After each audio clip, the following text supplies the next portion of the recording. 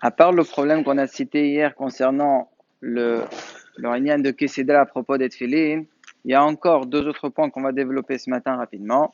Le premier point, c'est concernant le Khlaf Mashouah.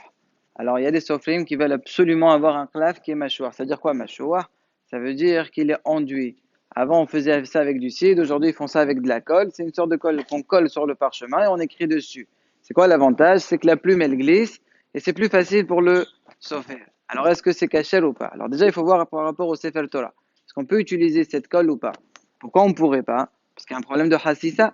Quand tu écris, l'encre, elle va où là? Elle va plus sur le parchemin directement, elle va sur la colle que tu as mis au-dessus, entre les deux. Et donc, ça pourrait poser problème. Mais il y en a qui vont dire, non, il y a un klal kol et naoto et no hosses. Ça fait plus joli. On sait que tout ce qui est fait pour Noy, la Torah elle a dit, tout ce qu'on fait pour embellir la chose, il n'y a pas hassissa. Alors, est-ce qu'on peut ou pas masrana? Masrana, c'est que c'est une mahloket. Il y en a qui disent comme ça, il y en a qui disent comme ça. Mais comme il y a un minhag le'akel, donc on peut être matière. Ça marche pour le Sefer Torah, mais pour le Tfilin, il n'y a pas ce minhag-là.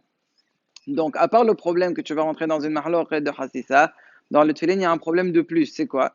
C'est que les parchemins, une fois que tu écris dessus, pour les rentrer dans le Tfilin, dans chaque byte, surtout sur Tfilin Shel Rosh, c'est pas stam tu enroules, c'est carrément tu plies. Lorsque tu plies avec le temps, la colle, elle se décolle et elle emporte avec elle la lettre. Et donc, tu risques d'avoir des Tfilin où il y a une lettre, ou plusieurs même, qui se sont décollés. Toi, tu te rends pas compte parce qu'on les vérifie pas chaque jour. Et donc, il y a un hachage que tu fasses bracha levatala, il y a un hachage ça s'appelle que tu n'as pas mis les tefilin. Donc, il ne faut pas rentrer dans tout ça. Il faut absolument acheter des tefilin ou demander au sofer que le khlaf, il soit un khlaf qui ne soit pas machoua. Deuxième point important, il y a une halakha dans Shulchan Aruch, dans le siman qu'on a cité hier, la Medbet, ça arrive d'alet. Il dit, c'est-à-dire, chez l'autre, idbar shum ot bahaverta. Et la kol ot yem oqefet gewil. Ça veut dire que chaque lettre, il faut qu'elle soit entourée de parchemin. Donc, il ne faut pas qu'une lettre colle avec une autre. Si on fait attention, la chaîne, c'est pas marqué que chaque lettre ne doit pas coller seulement. Marqué, il faut qu'elle soit entourée d'un claf. Qu'est-ce que ça change?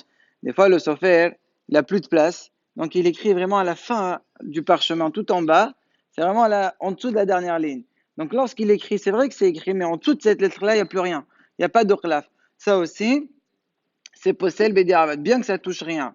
Ou bien, un autre cas, s'il y a des trous dans le claf, lui, imagine, non, il fait attention de ne pas écrire sur le trou, d'accord. Mais la lettre au-dessus, même il y a un trou, donc il n'est pas entouré de claf. Ça aussi, c'est possible, bidiarvad. Demain, on verra si jamais une lettre elle touche une autre, quand est-ce qu'on peut gratter pour séparer, quand est-ce que ça ne marche pas.